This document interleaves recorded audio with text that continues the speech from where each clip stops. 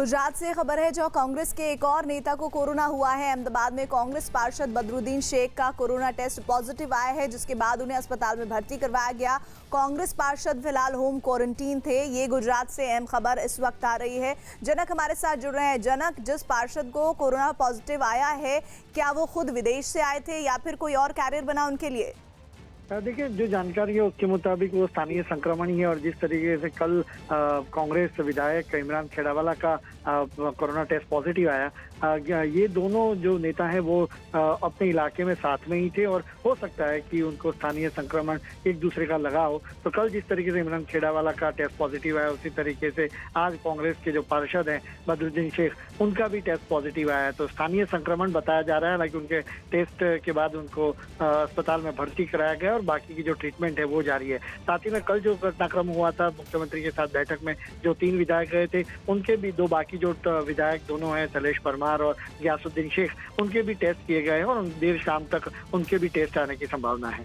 जी, शुक्रिया जनक जानकारी के लिए। मुंबई की बांद्रा से खबर है, जहां आज पश्चिम बंगाल के मुर्शिदाबाद में भी लॉकडाउन बढ़ाए जाने के बाद बड़ी संख्या में मजदूर अपने बच्चों को लेकर सड़क पर आए। कल बांद्रा में तस्वीर दिखी, लेकिन अब मुर्शिदाबाद पश्चिम बंगाल से ये तस्वीर सामने आई। उन लोगों ने हाथों में पोस्टर लेकर प्रदर्शन किया और गांव वापस भेजे जाने की मांग की। मजदूरों का आरोप है कि लॉकडाउन की वजह से उन्हें काम नहीं मिल रहा और उनके पास खाने के लिए भी पैसे नहीं बचे हैं। मजदूरों के प्रदर्शन की जानकारी मिलने के बाद पुलिस वहां पहुंची और उन्हें लॉकडाउन का पालन करने की समझाने की कोशिश भी की गई। तो ये तस्वीरें पश्चिम बंगाल के मुर्शिदाबाद की। आपको याद होगा, कल ही शाम को बांद्रा मुंबई में ये तस्वीर सामने आई थी, जहां बड़ी तादाद में लोग एकत्रित हो गए थे। वो अपने घरों के लिए जाना चाहते थे। कल लॉकडाउन पार्ट 1 का आखिरी दिन था और कहीं इस तरह की अफवाह फैली कि अब ये लॉकडाउन खत्म हो सकता है। ऐसे में लोग घरों की तरफ निकलने के लिए इकट्ठा हुए। वही तस्वीर मुर्शिदाबाद पश्चिम बंगाल से भी आज सामने आ रही है, जहां लोग ये कह रहे हैं, मजदूर जिसमें बड़ी तादाद में शामिल हैं, कि उनके पास पैसे नहीं बचे हैं खाना खाने के लिए, उनके बच्चे भूखे हैं। इस तरह से हरियाणा के सिरसा में कोरोना से जंग जीतने के बाद 2 बच्चों को अस्पताल से घर भेज दिया गया। इस मौके पर अस्पताल के स्टाफ ने तालियां बजाकर बच्चों को विदाई दी। लगातार दूसरी बार बच्चों की जांच रिपोर्ट नेगेटिव आने के बाद बच्चों को अस्पताल से छुट्टी दी गई। इनका इलाज कर रहे डॉक्टरों ने बताया कि दोनों बच्चे फिलहाल 14 दिन तक होम क्वारंटीन में रहेंगे और इस दौरान उनकी रोजाना जांच की जाएगी। बच्चों के परिवार वालों ने उनके इलाज के लिए अस्पताल के स्टाफ का आभार जताया। लेकिन ये तस्वीरें सुकून इसलिए देती हैं क्योंकि बहुत सारे अभिभावक अपने बच्चों को लेकर बहुत ज़्यादा चिंतित हैं और बहुत प्रिकॉशंस रख रहे हैं। लेकिन ये तस्वीर बता रही है कि अगर बच्चों को कोरोना हो जा रहा है, लेकिन उसमें ठीक होने वाले बच्चे भी शामिल हैं, जो इस वक्त आप न्यूज़ 18 इंडिया की स्क्रीन पर देख रहे हैं। हालांकि 14 दिन के लिए इन बच्चों को होम क्वारंटीन रहना होगा। रहा बहुत, डॉक्टर्स ने हेल्प की, नर्सिस ने, सभी ने बहुत हेल्प की। बहुत ही अच्छे तरीके से हमें रखा है यहाँ पे, किसी तरह की कोई कमी नहीं आने दी। मेरे बच्चे एक भुगतभोगी हैं। यही कहना चाहूँगा कि आप लॉकडाउन का पालन करें अच्छे से और अपने घरों में सेफ रहें। कोरोना पर लोगों के लिए राहत की खबर इस बीच ये कि देश में कोरोना के मरीजों के ठीक होने के आंकड़े लगातार बढ़ रहे हैं। 23 मार्च को कोरोना से ठीक होने वाले मरीजों की संख्या जहां 5.78% थी, वहीं 15 अप्रैल को ठीक होने वाली मरीजों की संख्या 11.41% पर पहुंची है। ऐसा माना जा रहा है कि कोरोना के इलाज के लिए अस्पतालों की संख्या बढ़ने से मरीजों के ठीक होने का ग्राफ लगातार बढ़ रहा है। तो ये एक पॉजिटिव साइन हम कह सकते हैं, क्योंकि कोरोना के मरीज ठीक हो रहे हैं। ये आंकड़ा सुकून देने वाला है और ये इसलिए क्योंकि 23 मार्च को जो आंकड़े थे कोरोना पॉजिटिव मरीजों के ठीक होने के 5.78 थे, जो अब 15 अप्रैल को 11.41 हो गए हैं ठीक होने वाले मरीजों का आंकड़ा।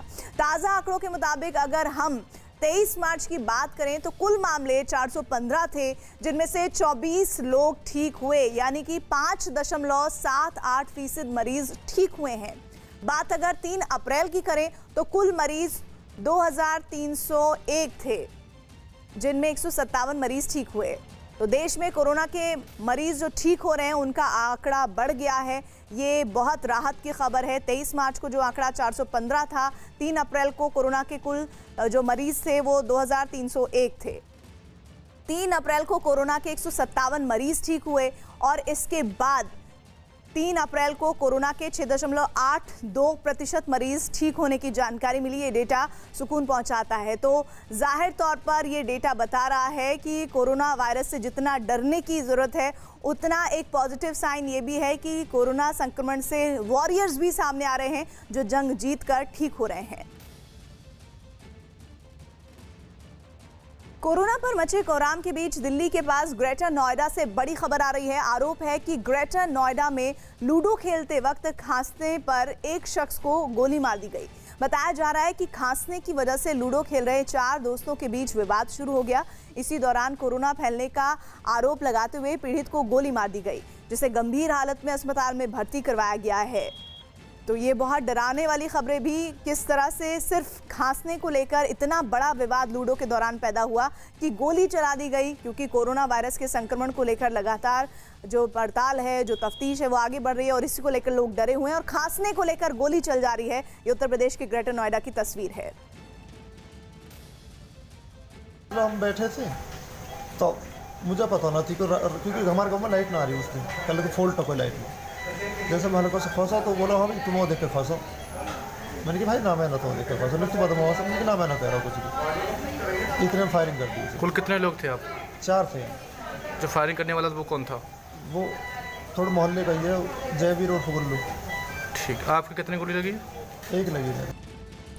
गुजरात के वडोदरा से खबर है, जहां लॉकडाउन में सख्ती बरतने के लिए पुलिस के साथ रैपिड एक्शन फोर्स और बीएसएफ के जवानों को फ्लैग मार्च उन्होंने किया है। वडोदरा शहर के पुराने इलाके में लोगों को घरों में ही रहने के लिए पुलिस के साथ आरएएफ और बीएसएफ को गश्त की जिम्मेदारी सौंपी गई है।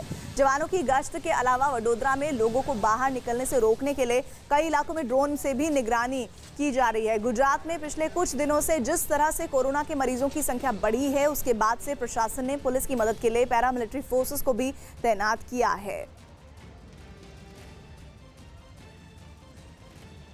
देखिए, बीएसएफ यहाँ पे आरएफ की एक कंपनी ऑलरेडी यहाँ पे थी और साथ में बीएसएफ की कंपनी को यहाँ पे आज सुबह से तैनात किया गया है।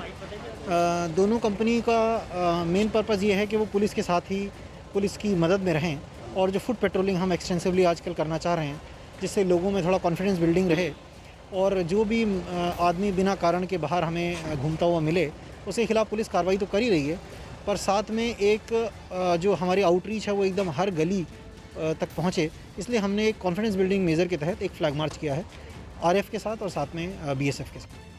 अगली खबर उत्तर प्रदेश की झांसी से है, जहां एक थाने में महिला पुलिसकर्मी मास्क बनाने के काम में लगी हुई है। झांसी पुलिस लाइन में शुरू हुई इस मास्क वर्कशॉप में केएनजीओ की मदद से 15 महिला पुलिसकर्मी दिन रात 3 लेयर मास्क बना रही हैं। मास्क बनने के बाद शहर में जरूरतमंदों को पुलिस फ्री में ये मास्क बांटेगी। मास्क बनाए जाने का यहाँ पर वर्कशॉप प्रारंभ किया गया, जिसमें हमारी महिला आरक्षी मास्क बना रही हैं और कोरोना फाउंडेशन के लोग उनको सहयोग दे रहे हैं, उनको बता रहे हैं किस प्रकार से मास्क बनना है। जो मास्क हैं वो निःशुल्क वितरित किए जा रहे हैं और हमारी कोशिश है कि हमारे जनपद में जितने भी पुलिस लाइन, थाने, चौकियों और विभिन्न शाखाओं में जो भी हमारे अधिकारी कर्मचारी तैनात हैं और इसके साथ साथ पुलिस से जो जुड़े हुए लोग हैं, सबको कम से कम हम 2-2, 3-3 मास्क जरूर उपलब्ध करा दें। मध्य प्रदेश के इंदौर से खबर है, जहां लॉकडाउन के बीच एक आदमी की तबीयत खराब होने पर वक्त पर अस्पताल नहीं पहुंच पाने की वजह से उसकी मौत हो गई। शख्स की तबीयत खराब होने पर उसके भाई ने एम्बुलेंस के लिए कई अस्पतालों के चक्कर काटे, लेकिन एम्बुलेंस नहीं मिल पाने की वजह से शख्स की मौत हो गई, जिसके बाद उसकी लाश को भाई स्कूटर से ही लेकर अस्पताल पहुंचा, लेकिन तब तक बहुत देर हो चुकी थी। मध्य प्रदेश के इंदौर की तस्वीरें। कोविड-19 से लड़ाई के बीच ये पक्ष भी है जो दिल को दहला देता है, क्योंकि एम्बुलेंस नहीं मिलने से अगर किसी शख्स की मौत होती है तो परिवार का हाल क्या होगा, आप समझ सकते हैं। दिल्ली में लॉकडाउन के बीच न्यूज़ 18 ने एक महिला और उसके बीमार बेटे की मदद की है। ये महिला अपने बीमार बेटे को लेकर गुरु तेग बहादुर अस्पताल के लिए निकली थी, लेकिन उन्हें कोई गाड़ी नहीं मिल सकी, जिसके बाद न्यूज़ 18 ने महिला की मदद की और उन्हें अस्पताल भिजवाया। नूरजहां नाम की महिला आनंद विहार बस स्टैंड के बाहर गाड़ी का इंतजार कर रही थी, लेकिन कोई ऑटो या टैक्सी नहीं मिलने से वो परेशान थी। उन्हें सड़क पर खड़ा देखकर न्यूज़ 18 की टीम ने उनकी मदद के लिए 112 नंबर पर कॉल भी किया। हालांकि 112 नंबर पर कॉल करने के बाद कोई एम्बुलेंस नहीं आई, जिसके बाद न्यूज़ 18 ने वहां मौजूद पुलिस की मदद ली और महिला और उसके बेटे को अस्पताल पहुंचाया। देर इंतजार किया, लेकिन एम्बुलेंस को यहाँ पर आने में काफ़ी देर हो गई। लेकिन उसके बाद दिल्ली पुलिस के कुछ जवान यहाँ पर मिले, जिनसे हमने कहा कि इनको अस्पताल भेजने की व्यवस्था की जाए। जिसके बाद एक वाहन को यहाँ पर रुकवाकर पुलिसकर्मियों ने यहाँ से इन दोनों माँ बेटे को जीटीबी अस्पताल भेजने के लिए एक वाहन को रुकवाया। जिसके बाद इस वाहन में उसे अब भेजा जा रहा है ताकि जीटीबी अस्पताल में जाकर आमिर को सही इलाज मिल सके। हालांकि एम्बुलेंस का इंतजार करते करते काफ़ी देर हो गई, जिसके बाद दिल्ली पुलिस की सहायता ली और अब आप देख सकते हैं दिल्ली पुलिस के जवानों ने एक वाहन रोककर इन दोनों माँ बेटे को अस्पताल पहुंचाने की जो है व्यवस्था की है।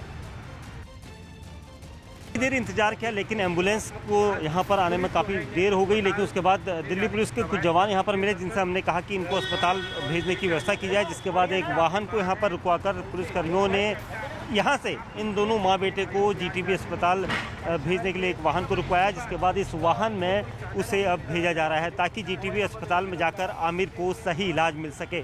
हालांकि एम्बुलेंस का इंतजार करते करते काफ़ी देर हो गई, जिसके बाद दिल्ली पुलिस की सहायता ली और अब आप देख सकते हैं दिल्ली पुलिस के जवानों ने एक वाहन रोककर इन दोनों माँ बेटे को अस्पताल पहुंचाने की जो है व्यवस्था की है। मुंबई के बांद्रा में जुटी भीड़ पर बड़ी साजिश का पर्दाफाश हुआ है। खुफिया सूत्रों के हवाले से आ रही खबर के मुताबिक मुंबई से यूपी और बिहार के लाखों मजदूरों के पलायन की साजिश तैयार की गई थी, जिसमें महाराष्ट्र के कुछ नेता भी शामिल थे। खबर है कि पीएम की अपील को नजरअंदाज करने के लिए ये साजिश तैयार की गई थी। लेकिन अगर ये साजिश भी थी तो ये समझना चाहिए कि वो उन तमाम लोगों के लिए और वो तमाम लोग आगे जिन भी लोगों से जुड़ेंगे उनके लिए भी ये डराने वाली तस्वीर थी, क्योंकि कोरोना वायरस किसी एक व्यक्ति या सोच समझकर किसी व्यक्ति को नहीं होता है। और अगर ये साजिश है तो इस साजिश का पर्दाफाश होना चाहिए और कोई भी नेता अगर महाराष्ट्र का इसमें मिला हुआ है तो उस पर कड़ी से कड़ी कार्रवाई होनी चाहिए। मुंबई के बांद्रा से खबर, जहां बांद्रा रेलवे स्टेशन पर लोगों की भीड़ इकट्ठा होने के मामले में पुलिस ने विनय दुबे नाम के शख्स को गिरफ्तार कर लिया है। विनय दुबे को नवी मुंबई पुलिस ने हिरासत में लिया था, जिसके बाद उसे मुंबई पुलिस को सौंप दिया गया है, जहां उसे गिरफ्तार कर लिया गया है। विनय दुबे पर अफवाह फैलाने और भीड़ को गुमराह करने का आरोप है। विनय दुबे पर महामारी फैलाने का भी मुकदमा दर्ज किया गया है। विनय पर सोशल मीडिया पर चलो घर की ओर नाम से अभियान चलाने का भी आरोप है। वीडियो में मजदूरों को सुविधा नहीं मिलने का आरोप लगाया गया था और ये तस्वीर उसी शख्स विनय की है जिसने ये पूरा मामला भड़काने की कोशिश की। ये आरोप इस पर है। इधर एनसीपी नेता नवाब मलिक ने विनय दुबे की गिरफ्तारी पर ट्वीट कर लिखा है, ये महाशय विनय दुबे मजदूरों को फेसबुक के माध्यम से बरगला रहे थे। नवी मुंबई पुलिस ने गिरफ्तार किया है, सावधानी बरतें, अफवाहों पर ध्यान ना दें। तो नवाब मलिक का वो ट्वीट बांद्रा भीड़ में जिस तरह से एक शख्स की गिरफ्तारी हुई है उसी पर बोला है कि इस तरह की अफवाहों पर, इस तरह के लोगों की बातों पर बिल्कुल भी ध्यान ना दिया जाए। इधर कांग्रेस महासचिव प्रियंका गांधी ने भी मजदूरों की हालत पर ट्वीट कर लिखा है, आखिर हर बार हर विपत्ति गरीबों और मजदूरों पर ही क्यों टूटती है? उनकी स्थिति को ध्यान में रखकर फैसले क्यों नहीं लिए जाते? उन्हें भगवान भरोसे क्यों छोड़ दिया जाता है? लॉकडाउन के दौरान रेलवे टिकटों की बुकिंग क्यों जारी थी? स्पेशल ट्रेनों का इंतजाम क्यों नहीं किया गया? उनके पैसे खत्म हो रहे हैं, स्टॉक का राशन खत्म हो रहा है, ये असुरक्षित महसूस कर रहे हैं, घर गांव जाना चाहते हैं। इनकी व्यवस्था होनी चाहिए थी। अभी भी सही प्लानिंग के साथ इनकी मदद की व्यवस्था की जा सकती है। मजदूर इस देश की रीढ़ की हड्डी है। इस बात का जिक्र अपने ट्वीट में प्रियंका गांधी कांग्रेस की महासचिव ने किया है और केंद्र सरकार पर अपने इस ट्वीट के जरिए उन्होंने हमला बोला है।